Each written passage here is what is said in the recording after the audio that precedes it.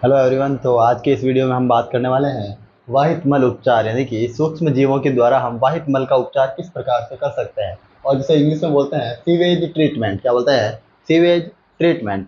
तो सबसे पहले तो अपन बात करते हैं कि वाहित मल या सीवेज क्या होता है। तो देखिए, डेफिनेशन है इसकी। दूषित जल में जो है मुख्य रूप से मलमूत्र पाए जाते हैं, और इस जल को क्या बोलते हैं? वाहित मल और सीवेज। ठीक है, क्या कहते हैं इसको? वाहित मल या सीवेज। और वाहित मल में अनेक कार्बनिक पदार्थ और हानिकारक सूक्ष्म जीव भी पाए जाते हैं इसके अंदर। और क्या मिलेंगे भाई? कार्बनिक पदार्थ मिलेंगे और सूक्ष्म जीव पाए जाते हैं, और जो क्या हो सकते हैं? रोगजनक। इसलिए ये क्या रहता है भाई? हार्मफुल। इसलिए सीवेज वाटर है उसका ट्रीटमेंट करना या इसका उपचार करना जरूरी है, क्योंकि अगर ये होगा तो क्या हो सकती है? बहुत सारी बीमारियां। तो चलिए देखते क्या करते हैं। वाहित मल का उपचार है वो कहाँ पर किया जाता है? वाहित मल संयंत्र में। कहाँ पर होता है भाई? वाहित मल संयंत्र में। और जिससे जल को क्या किया जाता है? प्रदूषण मुक्त। अब जो वाहित मल का उपचार है वो दो चरणों में होता है। कितने चरणों में? दो चरणों में, जिसको बोलते हैं एक तो प्राथमिक उपचार और एक द्वितीयक उपचार, यानी कि प्राइमरी ट्रीटमेंट और सेकेंडरी ट्रीटमेंट। ठीक है, अब देखिए प्राइमरी ट्रीटमेंट तो क्या होता है? ये दो वर्ड आपको ध्यान रखने हैं, निस्यंदन और अवसादन। तो देखिए प्रथम चरण में क्या होगा? वाहित मल से है वो छोटे और बड़े कणों का निस्यंदन और अवसादन होता है। निस्यंदन का मतलब क्या होता है? निस्यंदन का मतलब है फिल्ट्रेशन, यानी कि फिल्टर होगा भाई, छानेंगे इसमें। ठीक है, फिल्ट्रेशन। और अवसादन का मतलब होता है सेडिमेंटेशन। क्या होता है भाई? सेडिमेंटेशन। यानी कि अब जो छोटे बड़े कण हैं उनको एक तो अपन फिल्टर करेंगे, छान लेंगे, और एक उनको सेडिमेंट कर लेंगे, यानी कि जब वो तली में बैठ जाएंगे तो उसको अलग कर लेंगे। इसको बोलते हैं निस्यंदन और अवसादन। अब देखिए तो इसमें क्या होता है? पहले तो जो है, अब जो बड़े प्रदूषक कण है वो अलग कर लिए जाते हैं, और सर्वप्रथम जल में तैरने वाले कचरों को अनुक्रमिक निस्यंदन। क्या बोलते हैं इसको? अनुक्रमिक निस्यंदन। अनुक्रमिक का मतलब क्या है? Step by step. सबसे पहले जो है बड़ी जाली लगाएंगे, फिर छोटी, फिर और छोटी छोटी, ठीक है, और उससे भी छोटी, ऐसे। तो सबसे पहले जो बड़ी जाली होगी उसमें उसमें बड़ा कचरा आएगा, उस जाली से जो कचरा पार जाएगा वो उससे छोटी जाली में अटकेगा, फिर उससे छोटी जाली में अटकेगा। इसको क्या बोलते हैं अपन? अनुक्रमिक निस्यंदन, यानी कि क्रम से क्या हो जाना? निस्यंदन। ठीक है, निस्यंदन द्वारा हटाया जाता है, और तत्पश्चात मृदा तथा अन्य छोटे कणों, यानी कि जिसको बोलते हैं गिट, ग्रिट और शीत वालुकाष्म को अवसादन द्वारा हटा दिया जाता है। तो दो चीजें होंगी। एक तो क्या होगा भाई? निस्यंदन, यानी कि अनुक्रमिक निस्यंदन। बड़ी से छोटी जो है जालियां लगाई जाएगी, और जो कचरा है वो उसमें छन जाएगा। और क्या होगा? अवसादन। जो कण नीचे बैठ जाएंगे, जिसको बोलेंगे आप शीत वालुकाष्म या ग्रिट, इसको अवसादन से हटा देंगे। अब ठीक है, क्या आ रहा है भाई? कि वाहित मल में उपस्थित ठोस कण जो नीचे बैठ जाते हैं उनको अपन क्या कहते हैं भाई? प्राथमिक आपंक। इंपॉर्टेंट चीज है, डेफिनेशन पूछ सकते हैं कभी, कि जो ठोस कण है वो नीचे बैठ गए उसको अपन क्या बोलते हैं? प्राथमिक आपंक, या जिसे कहते हैं प्राइमरी स्लज। क्या कहते हैं? Primary sludge. हाँ, स्लज आपको हिंदी में भी मिल सकता है ऐसे, प्राथमिक स्लज। तो ये भी अपने को ध्यान रखना है। ठीक है, अब नेक्स्ट फिर क्या होगा? प्राथमिक आपंक के अलावा जो कण होते हैं, यानी कि प्राथमिक आपंक तो नीचे जमा हुआ है, ऊपर जो तैर रहा है कचरा, उसे अपन क्या कहते हैं भाई? प्लावी या बहिस्त्राव या एफ्लुएंट। क्या कहते हैं? प्लावी या बहिस्त्राव या एफ्लुएंट। अब इस प्लावी और बहिस्त्राव को क्या करेंगे? प्राथमिक टैंक से निकालकर द्वितीयक उपचार के लिए लाया जाता है। यानी कि पूछ सकते हैं कि जो द्वितीयक उपचार है, जो सेकेंडरी ट्रीटमेंट है, वो किसका होगा? तो वो होता है एफ्लुएंट का, प्लावी का, बहिस्त्राव का। ठीक है, अब अपन पढ़ेंगे द्वितीयक उपचार। तो द्वितीयक उपचार में क्या होगा? अब प्राथमिक टैंक में बने बहिस्त्राव को बड़े वायवीय टैंक से गुजारा जाता है। यानी कि सबसे पहले एक बड़ा वायवीय टैंक टैंक यानी कि इसमें क्या होगी भाई? O2। क्या होगी? ज्यादा से ज्यादा O2। वायवीय का मतलब क्या है? ऑक्सीजन का होना। तो बड़े वायवीय टैंक से गुजारा जाता है, तथा इसमें लगातार यांत्रिक रूप से एलिगेटर द्वारा हिलाया जाता है। अगर आपने देखा हो कभी किसी मशीन को मिक्स करने, तो ऐसे होता है भाई। ठीक है, ये एलिगेटर घूमता रहता है। जैसे अगर हम बात करें कि जो बिलोना करने की मशीन होती है, वो जब ऐसे दही को घुमाती है तो उसको अपन क्या बोलते हैं? एलिगेटर। तो क्या करेंगे? उस बहिस्त्राव या फिर उसके उस जो कचरे वाले पानी को वायवीय टैंक में डालेंगे, और फिर उसको कंटिन्यूअली एलिगेटर से हिला जाएंगे। ठीक है, अब इसमें लगातार फिर क्या डाली जाती है? ऑक्सीजन। क्या डाली जाती है भाई? ऑक्सीजन। और लगातार ऑक्सीजन मिलेगी तो उस टैंक में क्या बन जाएंगे? छोटे बड़े सूक्ष्म जीव। ठीक है, जिसमें कि जीवाणु और कवक पैदा हो जाएंगे, वायवीय सूक्ष्म जीव बन जाएंगे। उसमें कौन पैदा हो जाएंगे? वायु, यानी कि इसमें लगातार ऑक्सीजन डाली जाती है, जिस कारण इस टैंक में वायवीय सूक्ष्म जीव वृद्धि करते हैं, और जिसमें मुख्यतः कौन होता है भाई? कवक और जीवाणु। यानी कि देखो पहले क्या होगा, इसको हम अब जो प्लावी या बहिस्त्राव है इसको अपन ने बड़े वायवीय टैंक में डाला, उसको एलिगेटर से हिलाया, कंटिन्यूली उसको ऑक्सीजन दी, तब क्या हुआ, उसके अंदर जीवाणु और कवक बन गए। अब ये कवक क्या करेंगे? वायवीय टैंक में सूक्ष्म जीवों की वृद्धि होने से वे बहिस्त्राव में उपस्थित कार्बनिक पदार्थों को खा जाएंगे। यानी कि अब ये जो जीवाणु और जो कवक बने वो क्या करेंगे? इसके अंदर जितने भी कार्बनिक पदार्थ है उसको खत्म कर देंगे। क्या कर देंगे? उसको खत्म, यानी कि कार्बनिक पदार्थों को ये खत्म कर देंगे। ओके, अब नेक्स्ट अपने पास में एक डेफिनेशन आती है, very important, very important, very important, BOD। हर बार सवाल पूछा जाता है। डेफिनेशन सॉरी फुल फॉर्म क्या है इसकी? Biochemical oxygen demand. क्या होती है भाई? Biochemical oxygen demand. अब BOD क्या है? BOD की डेफिनेशन को अगर हम याद करें तो BOD ऑक्सीजन की वह मात्रा है जो जीवाणु द्वारा 1 लीटर पानी में उपस्थित कार्बनिक पदार्थों की खपत कर उन्हें ऑक्सीकृत कर दे। यानी कि ऑक्सीजन की वो मात्रा जो 1 लीटर मतलब कार्बनिक 1 लीटर जो पानी है उसमें उपस्थित कार्बनिक पदार्थों को खत्म करने में जो चाहिए ऑक्सीजन, ठीक है, उसको अपन क्या बोलते हैं? BOD, ठीक है। अर्थात जल में उपस्थित कार्बनिक पदार्थों की मात्रा को ही क्या कहते हैं? BOD। ये भी अपन शॉर्ट में लिख सकते हैं। मेन डेफिनेशन ये है, क्योंकि बुक की डेफिनेशन ये है तो आपको इसको याद करना है। अब जिस जल का BOD अधिक होगा उसमें प्रदूषण भी क्या होगा? अधिक, यानी कि more the BOD more will be pollution, ठीक है। दोनों क्या होंगे? एक दूसरे के समांतर। तो जिस जल का BOD अधिक होगा उसका है जो क्या बोलते हैं, प्रदूषण भी अधिक होगा, ठीक है। अब नेक्स्ट लाइन से अपन एक नोट देखते हैं, वाहित मल का वायवीय टैंक में तब तक उपचार किया जाता है जब तक कि उसका BOD है वो घट नहीं जाता है। यानी कि BOD घटने तक वाहित मल का क्या करेंगे? उपचार। अब जब वाहित मल का BOD है वो पर्याप्त मात्रा में घट जाता है तो उसे किस में भेजा जाता है भाई? द्वितीयक निःसादन टैंक में। ये क्या है अपना? द्वितीयक निःसादन टैंक, ठीक है। चलो एक बार वापस से रिवाइज करते हैं। सबसे पहले तो क्या होगा, वाहित मल को किस में डालेंगे? प्राथमिक निःसादन टैंक में, ठीक है। और इसमें क्या होगा भाई? अवसादन। तो जब एकदम से जो नीचे जम जाए उसको बाहर निकाल लेंगे, और पीछे जो इसमें बहिस्त्राव जो बनेगा उसको वायवीय टैंक में डालेंगे। अब जब वायवीय टैंक में होगा तो क्या होगा? उसमें एलिगेटर लगा होगा और उसमें कंटिन्यूअसली ऑक्सीजन जाएगी, तो इसमें क्या बन जाएंगे भाई? कवक और जीवाणु। इसमें क्या बन जाएंगे? कवक और जीवाणु, यानी कि सूक्ष्म जीव बन जाएंगे, वायवीय जीवाणु, ठीक है। अब इसके कारण क्या होगा? अब ये जो वायवीय जीवाणु है वो किसको खत्म करेंगे? वो इसमें उपस्थित कार्बनिक पदार्थों को खत्म करेंगे। फिर कार्बनिक पदार्थ खत्म हो गए, लेकिन अब जो है उसका क्या करना? अवसादन, यानी कि उसको भी आगे जमाना है, तो उसको आगे किस में डालेंगे भाई? इसको द्वितीयक निःसादन टैंक में। और जिसमें क्या होगा?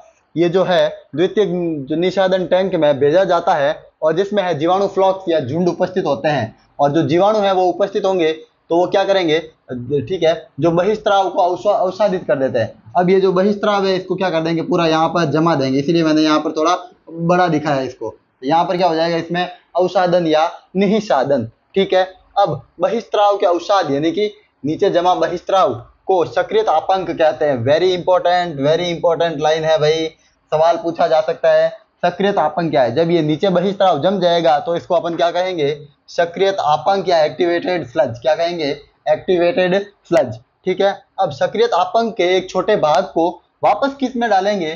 पुनः वायवीय टैंक में डाला जाता है। सक्रियत आपांक के एक छोटे से भाग को इसमें डाल देंगे, ताकि इसमें भी क्या होगा? अच्छे से प्रोसेस है वो तेज होगा, ठीक है। अर्थात यह किसके रूप में काम करता है? निवेश द्रव्य के रूप में। निवेश द्रव्य को इंग्लिश में बोलते हैं इनोकुलम। क्या बोलते हैं?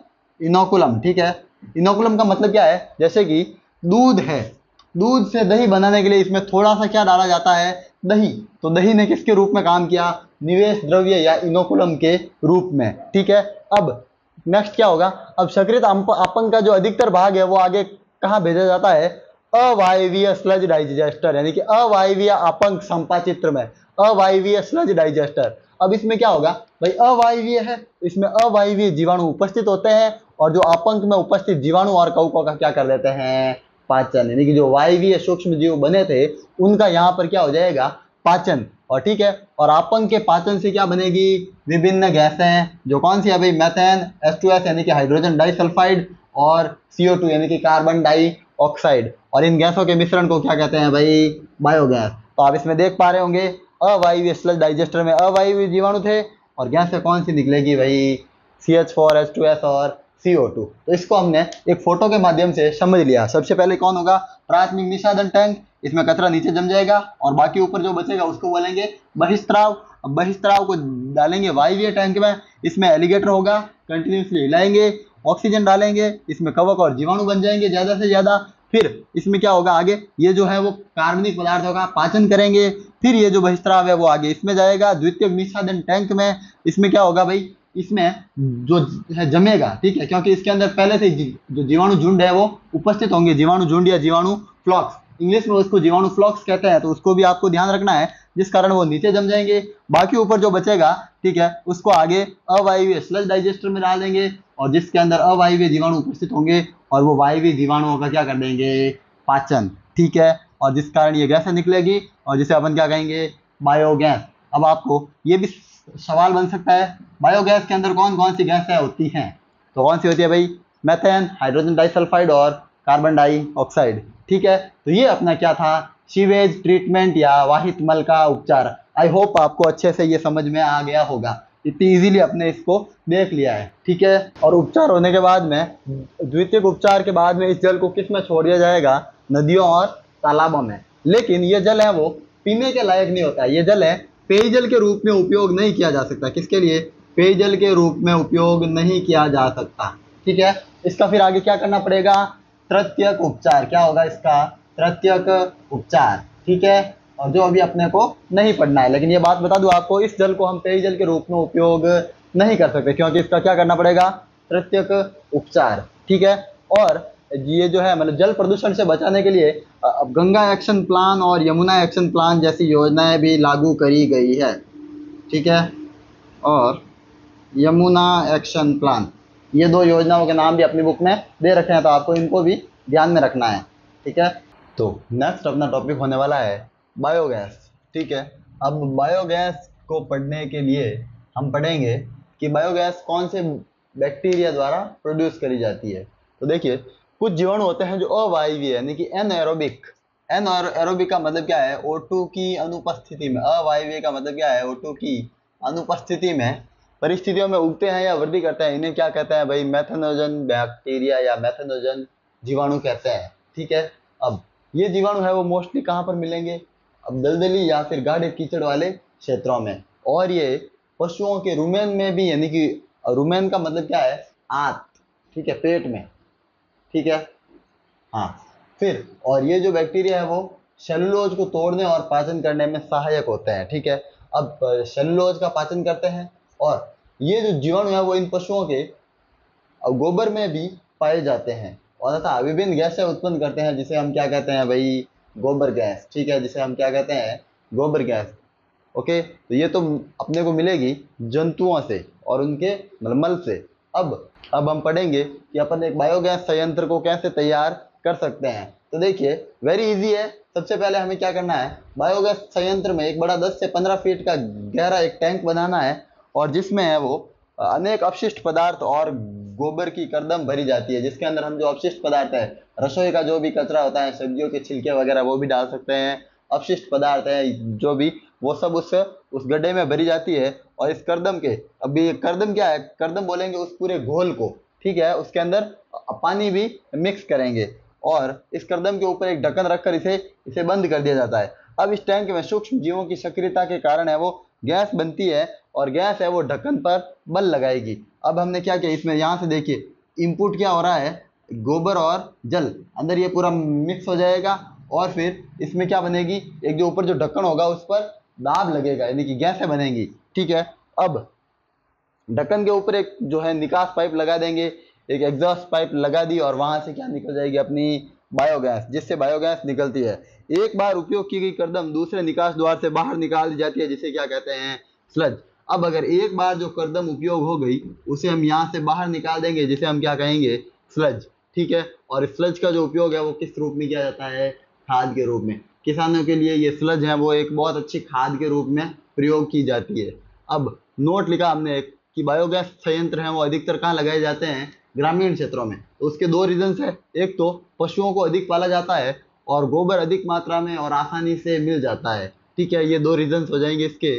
और भारत में बायोगैस उत्पादन की प्रौद्योगिकी यानी कि जो टेक्नोलॉजी है इसका विकास दो संस्थाएं करती है, IARI और KVIC, भारतीय कृषि अनुसंधान संस्थान और खाद्य एवं ग्रामीण उद्योग आयोग। ठीक है, ये दोनों संस्थाएं क्या बनाती है भाई, बायोगैस के लिए परमिशन देती है और उसकी टेक्नोलॉजी का आगे से आगे विकास भी करती है। ठीक है, और ये अपना क्या है, एक बायोगैस संयंत्र। फोटो बिल्कुल बुक का ही फोटो है, आप अच्छे से बनाएं और ये नोट्स को भी लिख लें, वेरी इजी है ये।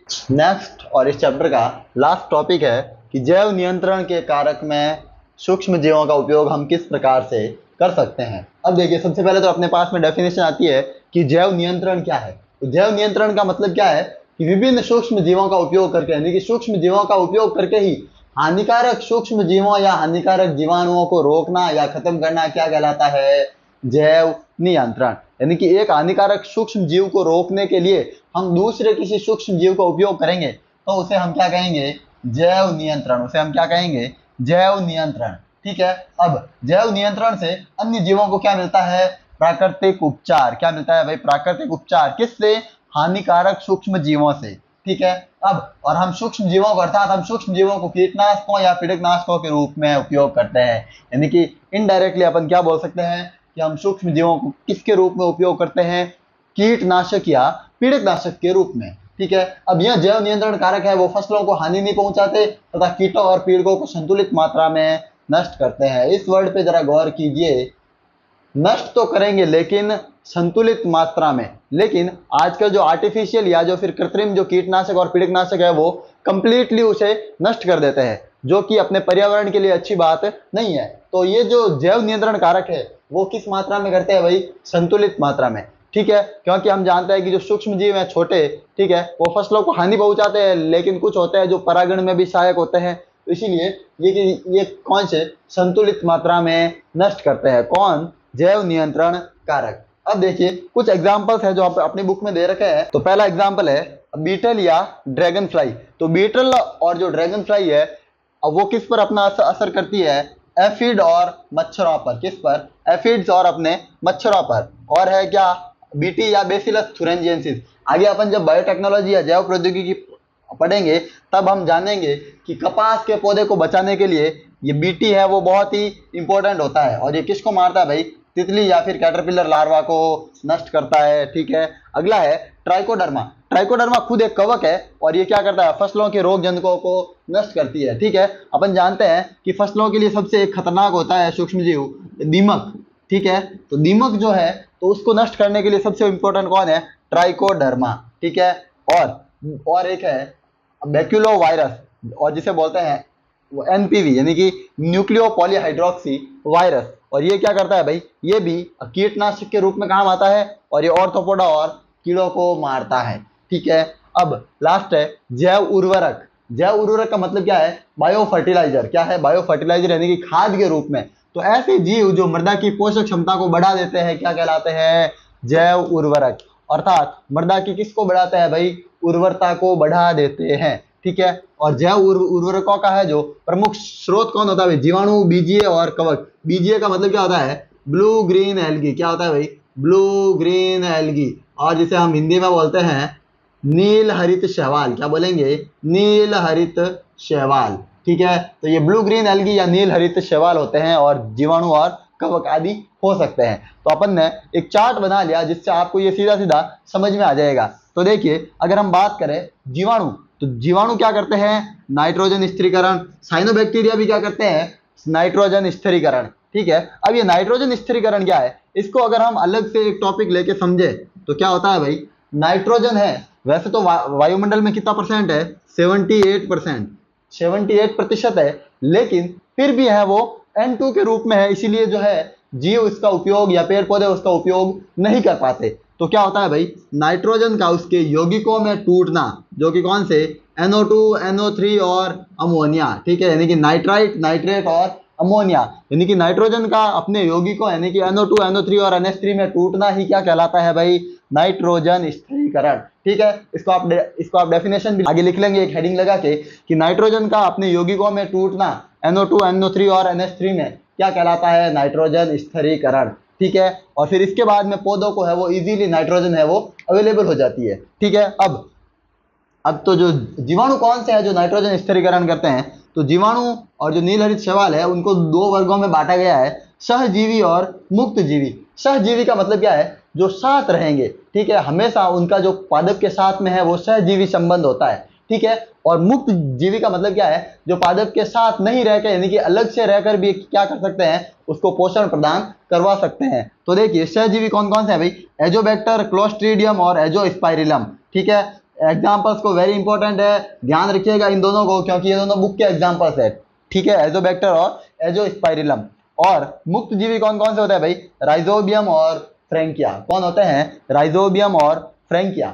अब कुछ साइनोबैक्टीरियाज भी होते हैं, जो साइनोबैक्टीरिया का मतलब क्या है भाई, ब्लू ग्रीन एल्गी। नील हरित शैवाल को और हम किस नाम से जानते हैं, साइनोबैक्टीरिया। तो हमने इस एक ही स्लाइड में cyanobacteria, blue green algae, BGA, नील हरित शैवाल, ये सब इसी के नाम है।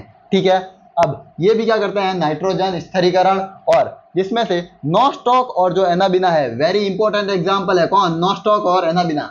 ये दोनों सहजीवी और मुक्त जीवी दोनों प्रकार के संबंध दर्शाते हैं, यानी कि नॉस्टॉक और एनाबिना सहजीवी भी हैं और मुक्त जीवी भी हैं। तो नॉस्टॉक और एनाबिना वेरी इंपॉर्टेंट एग्जांपल्स हो जाएंगे। और एक एग्जांपल दे रखा है ऑसिलेटोरिया। कौन है, ऑसिलेटोरिया, और ये सहजीवी संबंध दर्शाता है। तो सहजीवी का एग्जाम्पल कौन है, ऑसिलेटोरिया। ठीक है, अब कुछ कवक होते हैं। कवक क्या करते हैं भाई, जो लेग्यूम प्लांट्स है, जो लेग्यूम पादप है, उसकी जड़ों और कवक के बीच में क्या होता है, सहजीवी संबंध, और जिसे हम जानते हैं क्या कहते हैं, माइकोराइजा। ठीक है, यानी कि लेग्यूम पादप प्लस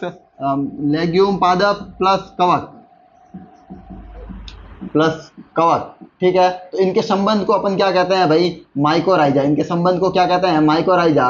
वेरी इंपॉर्टेंट है ये माइकोराइजा। ठीक है, और 11th में भी हमने इसको पहले से पढ़ रखा है। और इसमें देखिए जो कवक है वो क्या करते हैं, जल और खनिज का अवशोषण करते हैं। अब देखिए लेग्यूम पादप की जड़ों में कौन रहते हैं, कवक। अब कवक को क्या मिल जाता है, आश्रय। ठीक है, पादप हमेशा दूसरे जीवों को क्या दे देंगे, आश्रय और भोजन। और ये कवक क्या करते हैं, जल और खनिजों का अवशोषण करके किसको दे देते हैं, पादप को। तो ये क्या कहलाता है, इनका सहजीवी संबंध। इसी को अपन कहते हैं माइकोराइजा। तो ये क्या हो गया अपने जैव उर्वरक के रूप में सूक्ष्म जीव। आई होप आपको ये पूरा चैप्टर है वो समझ में आ गया होगा, इजी है। ठीक है, अच्छे से इसको पढ़िए। Thank you for watching. तो मिलते हैं अपन अपने नेक्स्ट वीडियो में, तब तक के लिए बाय।